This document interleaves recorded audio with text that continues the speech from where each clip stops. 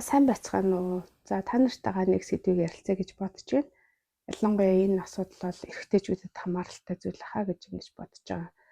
Тэгэхээр саяхан би нэг юу харж байсан байхгүй юу? Бас л одоо фэйсбүүкээр ч маш их мэдээлэл авах юм байна шүү дээ, тийм ээ. Тэгэхээр тэрүүн дээр юу гэжсэн гэхэлэр эр үүрийн донорыг авмаар байна. Эр үүрийн шингээ авмаар байна. За тэгээд та ингээд донор болох боломжтой гэдэг ч юм уу. Иймэрхүү одоо зар бичлэгнүүд бол ингээд явж исэн. За яг хөө тухайн хувь хүн энэ бол тухайн хүний сонголтын асуудал тийм ээ. Тэгэхээр өөрөө үрийн шингэнээрээ донор болох уу, болохгүй юу тийм ээ гэдэг бол хувь хүний сонголтын асуудал. Мэдээ цаана бол мөнгө санхүүгийн асуудал явагдаж байгааг бол үгүйсэхгүй байгаа. Гэхдээ яг хөө энэ бол их амархан одоо процесс байгаа. Процесс л та ер нь бол яаж бацсан маш богино хугацаанд мөнгөтэй болох юм боломжтой гэж бодож байгаа. Гэхдээ энэний цаана бодох юм бол маш их байгаад байна. Яагаад гэвэл энэ ерөнхийдөө бас ийм юм бол дэлхийн бүхэл орнд өндөр хөгжилтэй, хөгжил багтай ийм орнуудад маш их байдаг юм байна. За тэгээд энэ талаар хийсэн кинонууд ч их байт юм байлаа, баримтат кино ч их байт юм байлаа. Тэг би одоо жилийн өмнө нэг баримт кино үзэж байхад тий энэ одоо англид байсан санагдаж байна.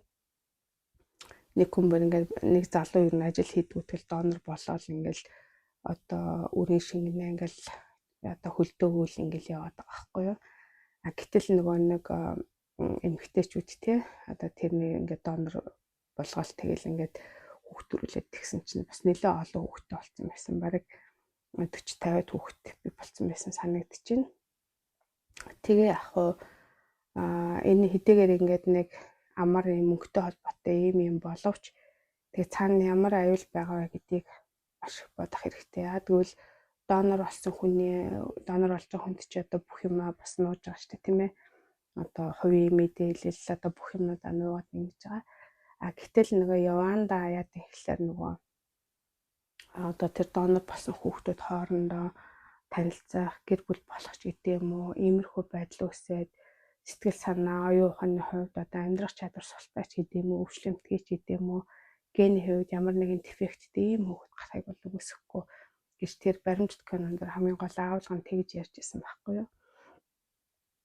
Тэгэхээр энэ бол нэг бодлын яг удаа сайхан санаад ингээ хүч байгаа нь бас их сайхан юм. Гэхдээ нөгөө талаар гэвэл энэ цэвэр одоо дүгнэлт нь юу гэж ярьж ирсэн гэхээр хувь хүний одоо сонголтын асуудал боловч энэ бол цэвэр одоо хувиа хичээсэн тийм ээ.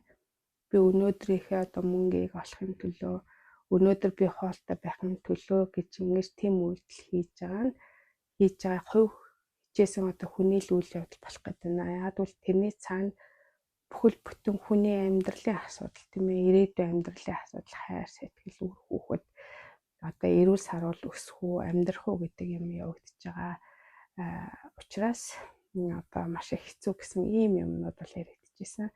Тэгэхээр энэ дээр бас та бүхний манай Монгол эрчүүд бол үнэхээр одоо ухаалаг тийм ээ, ийм одоо алсыг харсан ийм бодолтой ийм хүмүүс байдаг. Тэгэхээр одоо бас зүгээр ингээд нэг хүмүүс шиг тийм ээ, тийм шийдвэр гаргаад ингээд үрийн шингэнээрээ донор болоод ингээд явахгүй байхаа гэж ингэж би бодож байна.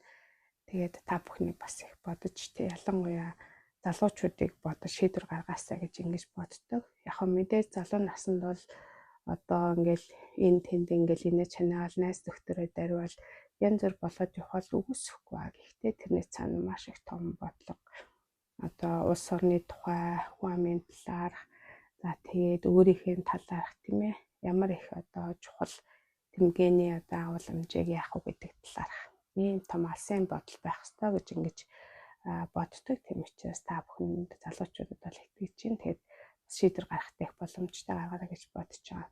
Нөгөө талаар гэвэл энэ одоо үйл ажиллагааг дэмжиж байгаа одоо хувийн болон янз бүрийн одоо эмнэлгүүд бас байхыг бол үгүйсэхгүй. Энэ дээр ч гэсэн бас их цензуртай хандаасаа гэж ингэж бодож байгаа.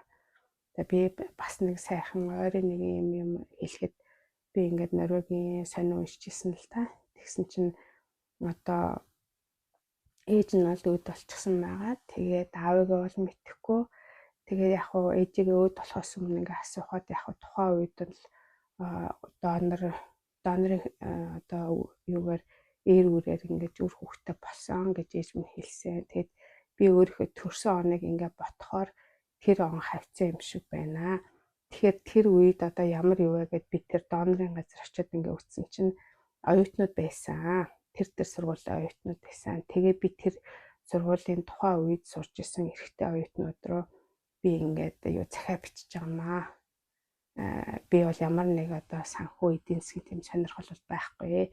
Гэтэ би одоо өөрийнхөө автаа ч юм уу эсвэл одоо амьд байдаг бол автаа эсвэл одоо юу гэдгийг нөгөө нэг одоо ах トゥ хамаатанцтай уулзаж танилцахыг хүсэж байна гэдэг ингэж юм захиаг одоо тэр одоо үед сурч исэн оюутнууд руу ингэж явуулсан байгаа байхгүй юу. Тэгээд бас ингээл нэвтрүүлэг баримтт нэвтрүүл ингээ гарч байгаа.